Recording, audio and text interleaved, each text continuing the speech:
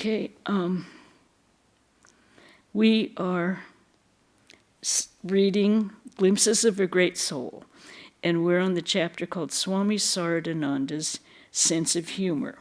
If you're following in your book that's like my book, it's page 74. In addition to teasing, Swami Saradananda loved to joke on himself. He used to tell the story of a time when he was living in Baranagar Monastery and had to go out begging for food, as was the custom in northern India, after taking the vow of sannyas. I went to a house and chanted Om Namah Narayana, according to the custom. A lady opened the door and looked at me with careful eyes and said, "You have such a well-built, robust body. Are you not ashamed to come begging? Can't you get a job as a streetcar conductor and support yourself?" And immediately banged the door shut in my face. The sound of the Swami's hearty laughter as he narrated that story still rings in my ears, bringing with it memories not of the grave, sober-looking man of his photographs, but a face alight with fun and delight. Sometimes, as we young monks would say to a Swami of our age who was robust in constitution, "Couldn't you get a job as a street conductor and support yourself?" The young Swami would understand our joke, for he had been present at the time of the narration, and there would be great fun among us. What you learn in pain, you teach in song.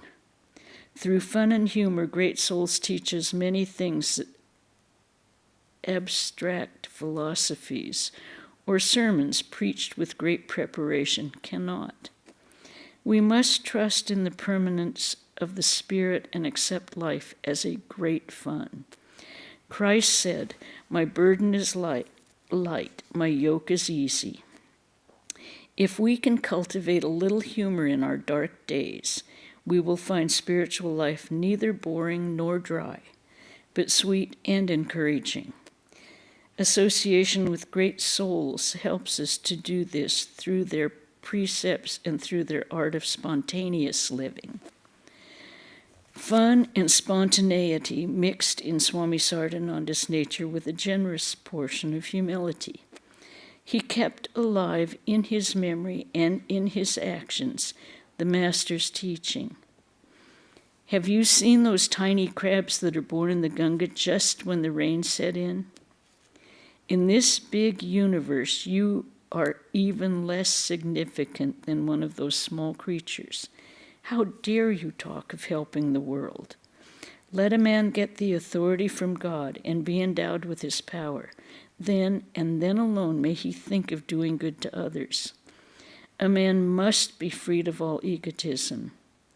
Then alone will the blissful mother ask him to work for the world. Despite who he was and the experiences he had attained, for him, greatness was, and the experiences he had attained, for him, greatness meant Sri Ramakrishna, Holy Mother, and his brother disciples. One morning after his bath in the Ganga, Maharaj, Swami Brahmananda, said to the Swami, who had recently arranged for Swami Turiyananda's joining them at Benares, "Brother Sharat, I'm thinking of Swami Turiyananda. What an exalted state he is living in now. Such great souls can rarely be found in the world. Forgetful of his body and its intolerable pains, how he is dwelling in the realm of the Spirit, being established in his true self. I would like very much to go to his room and salute him with my heart's affection." As soon as Swami Saradananda heard these words, he immediately left the Advaita ashram and walked to the Seva ashram, where Swami Turiyananda had been installed. It was summer. Swami Turiyananda had just finished his morning meal and was resting. His room was shaded with a screen to ward off radiation from the heat outside. Swami Saradananda opened the screen gently so that Swami Turiyananda would not notice.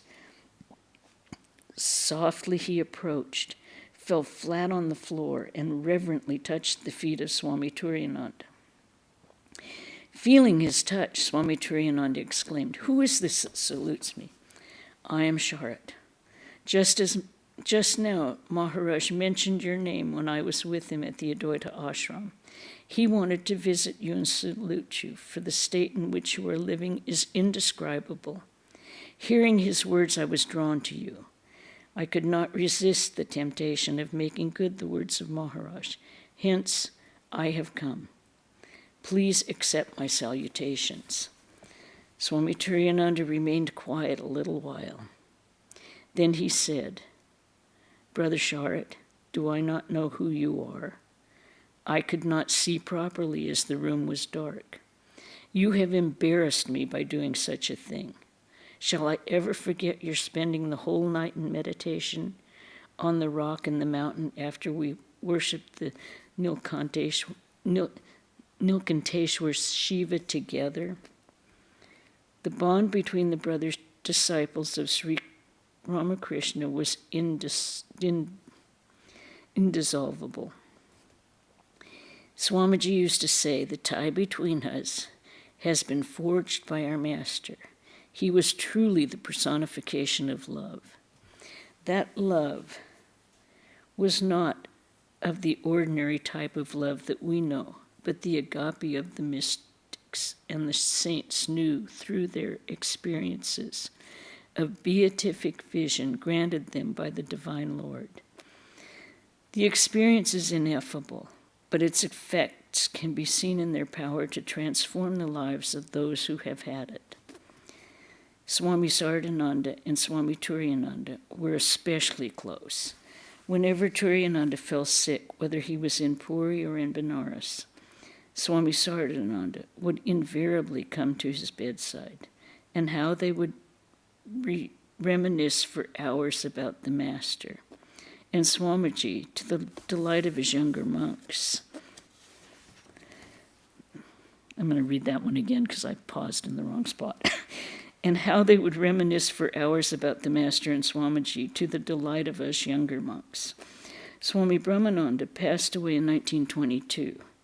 The trustees of Bellarmont called a meeting to nominate the next president. Both Swami Saradananda and Swami Shivananda were nominated.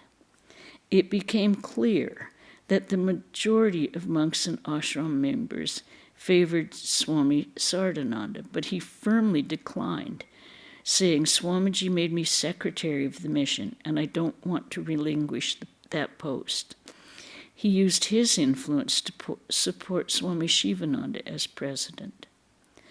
Swami Shivananda was an ascetic of the ancient type, introspective, blunt, and not fond of social formalities. Moreover, he didn't feel at home in dealing with complex administrative problems, but Swami Saradananda assured him, "For those executive complexities, I am there always at your service." The trustees elected Swami Shivananda. I believe that Swami Saradananda, in declining the presidency, sought the good of the order and wanted to set an example for the younger monks. He wanted Swami Shivananda's spirituality harnessed for the better of the mission and the good of humanity. He felt the responsibility of the presidency would bring Swami Shivananda down from his Himalayan heights of contemplation to tackle the problems of ordinary people with compassion and understanding. Now, many of you, the secretary of the Matan mission in India is actually the executive who does all of the daily running of the institution. The president is given his duty is to care for the spiritual evolvement of the institution and the monks. So the president is the one who does all of the initiations and as he goes to most of the functions and acts as the spiritual head of the Ramakrishna Mountain Mission. The general secretary is the man who runs it. Okay, so any questions about that part of his humor and his dedication? Because we'll move on to chapter 9, Samadhi and Mahasamadhi. Okay. One day, an attendant of Swami Saradananda worked up the courage to ask him if he had experienced Nirvikalpa Samadhi. Did I waste my time cutting grass when I lived in the company of Sri Ramakrishna? He asked in reply. When the attendant pressed him for details, the Swami said, read the chapter on Samadhi in Sri Ramakrishna, the Great Master. I have not written anything about Samadhi without experiencing it myself. He rarely mentioned his personal spiritual experiences and never described them in detail, as Sri Ramakrishna had instructed his disciples not to reveal the secrets of their sadhana to anyone but their guru. One of the few about which anything is known occurred in 1896, when the Swami visited Rome on his way to London. The elaborate Mass at St. Peter's Cathedral interested him, but did not affect his mood. On his way out, he saw a statue of the Virgin Mary, and stood in front of it for a long minute, then sat quietly nearby meditating. He lost all outer consciousness. The world disappeared for him. His mind was filled with joy, and the radiance of love enveloped his being. In a vision, he saw the cathedral being supported not by pillars, but by figures of saints shining with effulgent rays which penetrated to every corner of the building, filling it with holiness and spirituality. In the midst of the saints stood the Virgin Mary, holding her divine child in her arms. And as he looked at the mother and child, the Swami felt the presence of Christ in his heart. Once, when Sri Ramakrishna had been talking to his devotees about Christ, the messenger of light, he went into an exalted state of consciousness. When he could speak, he said, Sharat and Shashi, later Ramakrishnananda, in a former incarnation were disciples of Jesus Christ. They belonged to his very close and intimate family. It is difficult for me to interpret the precise meaning of Sri Ramakrishna's words, as I never asked Swami Saradananda about his relationship with Christ. We never asked certain questions of the direct disciples of the Master. The Bengali phrase that Sri Ramakrishna used was Rishi Krishna Dollar Lakh. Dollar Lakh can be translated as follows, but Swami Saradananda as follower. But Swami Saradananda's experience in St. Peter's Cathedral suggests that he was very close to Christ because the experience was not of an ordinary type. Ordinarily, love breaks because it is fastened to a finite soul. But when love is attached to the infinite spirit, it endures forever. Time and birth cannot sever the connection. Kalidas, the famous poet, said, "Love and friendship never die. They are renewed again and again from life to life. Such is the power of impression forged by love that time cannot change it and death cannot erase it. Perfect love is therefore established not in time but in eternity. Deep calling into the deep." Holy Mother put it more simply. J.R. Setar, "He who belongs to him will stay with him from birth to birth." It is interesting to note that when Sri Ramakrishna met Swami Saradananda for the first time and wanted to call forth his spirit of renunciation, he quoted not from Hindu scriptures, but from the Christian Bible.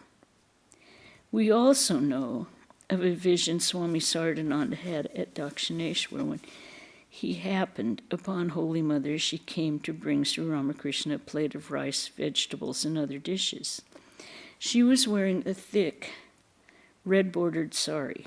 Her face was lit up with a smile, and the Swami saw her as Annapurna, the embodiment of the abundance of nourishing food, an image that dazzled his eyes and left a deep impression on his mind. That vision may have been the reason he took the name Saradananda when he became a sannyasin, and it may also have prompted him to seize the opportunity to take the responsibility of caring for Holy Mother after Swami Yogananda's Mahasamadhi in 1899. Holy Mother used to say, "Sharat and Yogan are my very own. They belong to my inner circle. They belong to my inner circle, the Antaranga." I believe Swami Saradananda's favorite deity was Mother Kali. When we went to Puri, I was privileged to gather flowers for his daily worship and remove them in the evening. At that time, I saw his album, which contained pictures of Sri Ramakrishna, Holy Mother, and Mother Kali in her pose of great power, Mahashakti. The Swami wanted to worship the Divine Mother and all living beings. This is the goal of Tantric worship. And in 1900, he undertook the discipline of Tantric worship under the guidance of his uncle, Ishwar Chandra Chakravarti, a Tantric adept. The goal of Tantricism and Advaita Vedanta is the same: the attainment of freedom in this life through the realization of God. Only their methods differ. Vedanta uses a negative approach, teaching its followers that the objects of pleasure and relationships of this world are fundamentally unreal, neti neti, not this, not this. Only God is real. The followers of Tantra seek God not by avoiding the unreal, but by looking for God the Mother, Shakti, in all things. Worship the Mother with all thy heart and soul. Liberation will come through her grace. As the Durga Saptasati, the Chandi, says, when the Divine Mother is pleased, all things are possible. She throws open the door to freedom, and she bestows the boon of protection and fearlessness. In his Life of Holy Mother, Swami Tapasyananda wrote, his, Saradananda's devotion, has also received literary commemoration in his book, Mother Worship in India, which he dedicated to her with the noble and significant words, by whose gracious look the author has been able to realize the revelation of divine motherhood in every female form. To the lotus feet of her, this work is dedicated in all humility and devotion. Worship of Shakti became the cornerstone of Tantricism. Shakti is God's creative aspect, the formless primal energy that is responsible for the manifested universe. The Divine Mother is both Shakti's symbol and manifested subtle body. Tantricism has drawn its practice from two sources, Buddhism and Vedanta. In India, many sadhus look down upon the tantras, especially the Vamachara Tantra, which is called the left-handed method. Traditionally, the left hand is used to cope with dirty objects, keeping the right hand clean and pure for eating and ritual worship. Because Vamatantra advocates the worship of the Divine Mother with items like wine and meat, which create rajasic tendencies. Instead of rajasic tendencies, spiritual aspirants should try to achieve sattvic tendencies, which are not from enjoyment of the senses, but from renunciation of the senses.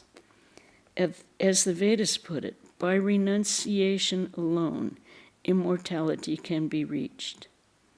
There is no other way to the attainment of freedom. Nevertheless, we should not condemn a method due to its misuse and misinterpretation. The true goal of Vamachara is to awaken the supreme energy that in most people lies sleeping in a static, coiled-up condition at the base of the spine. In order to spiritualize all 6 centers of human consciousness, the energy's static state must be transformed to a dynamic state.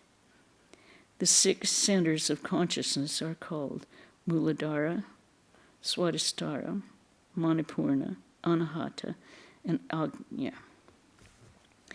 When the coiled-up energy is awakened, it travels from one center to another in a Vama Marga, or left-handed or counterclockwise direction, enlivening each center with tremendous power, which expands the individual's spiritual consciousness until it reaches the center between the 2 eyebrows, the Ajna chakra, and the sadhaka goes into samadhi. What happens then? If the sadhaka is earnest, the awakened energy will travel in the highest center of consciousness, the sahasrara, allowing the sadhaka to experience the awakened spiritual power, the Divine Mother, pervading the entire universe within and without every particle of matter. The sadhaka feels Soham, I am she, I am one with the Mother of the universe, and ultimately I am Brahman, thus achieving the supreme unity. Any questions there? That's probably one of the clearest explanations of Kundalini Yoga that I've heard. Swami Saradananda translated the Devi Shukta of the Rig Veda and tells how Vak, the daughter of the sage Amrim, reached this state, becoming a knower of Brahman. One of the verses attempts to describe her experience. I spread the heavens over the earth. I am the energy of Brahman, the mother of all.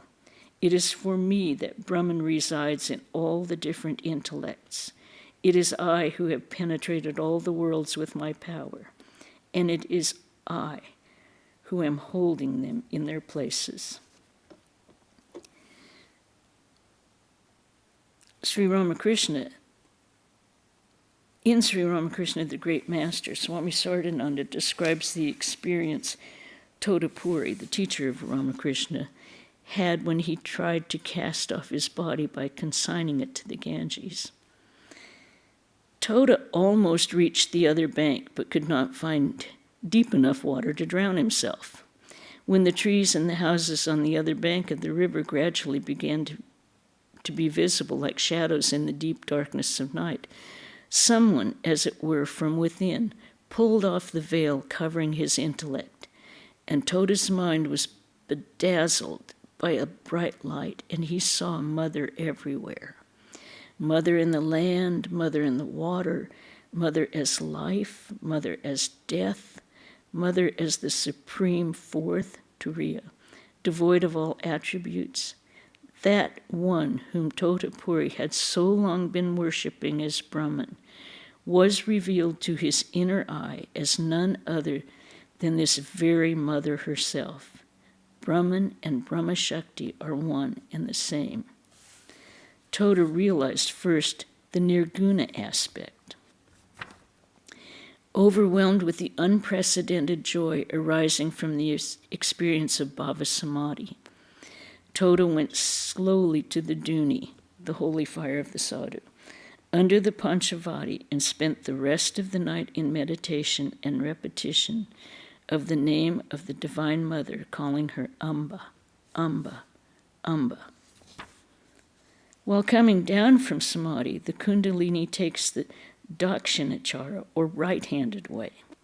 A sadhaka feels the kundalini is moving clockwise, encircling the different lotuses and absorbing the letters or powers into its own being and illuminating them with the spirit of joy and self-fulfillment. Gradually it descends from center to center, coming to rest at last at the basic center called the Muladhara. Thereafter the sadhaka remains ever awake with the bliss of supreme attainment of oneness with Brahman. And I think we'll stop there this afternoon because I think that's enough. Any questions, any comments? There's a question from Gwen Patel online. Bhakti, how do we as householders apply this form of dispassion in our daily lives? How do we apply this? Dispassion in our daily lives. Okay, someone asked, how do we apply this state of detachment in our daily lives? Well, I would say the way Swami Vivekananda said, extreme attachment, and at a second's notice, total detachment. What we tend to do in our daily lives is we attach ourselves to something, and we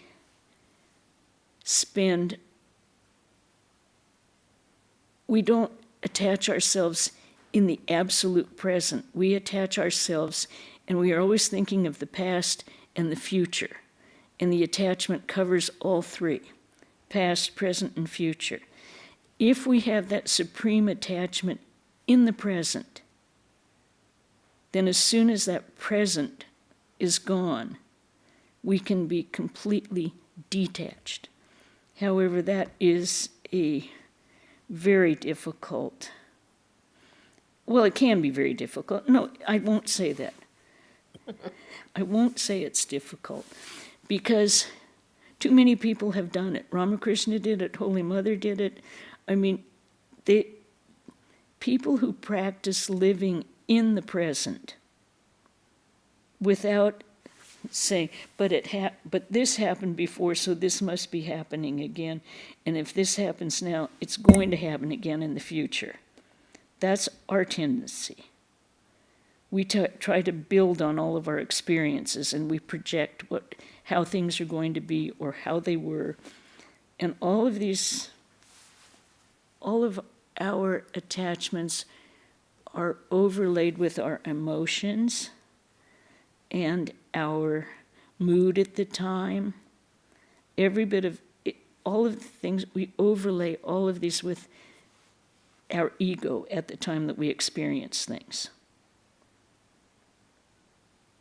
Now, if we can simply look at something and see it as an event rather than a personalized thing. It happened to me. It's going to happen to my friends. And I mean, I don't know if this. Basically, it's our ego attachment. It's not our.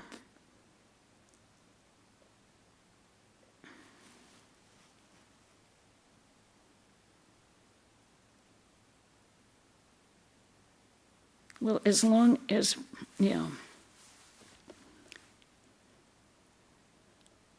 I can say, and I think you've seen it, I'm sure you have, most of you, when you become deeply involved in something, deeply involved, and time, space, and the world disappears, it may be your work, it may be your, it may be meditation. I would hope it would be, but it could.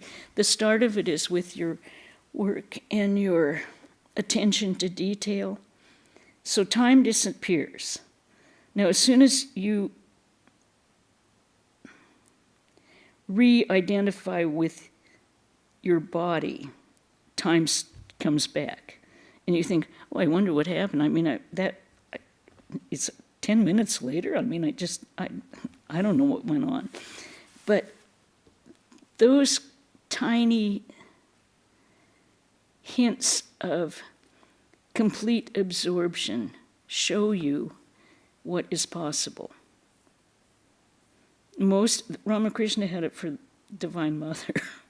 Most of us have it for family, friends, work, a project that we get involved in.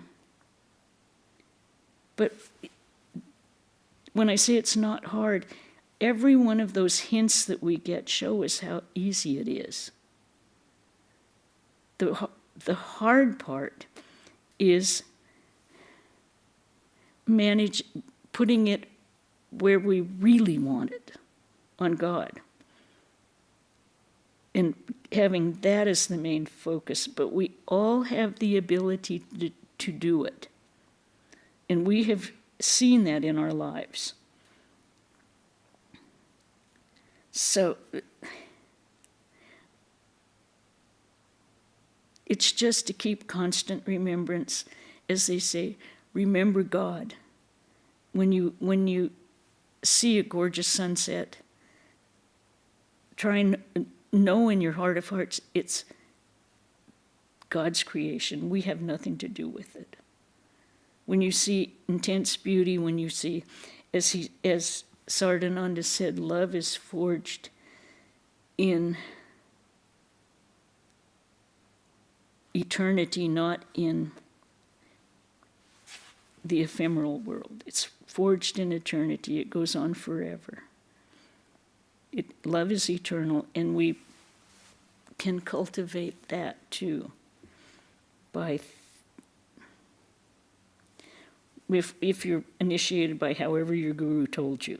If you're not, then there are a lot of books you can read that will tell you how to start.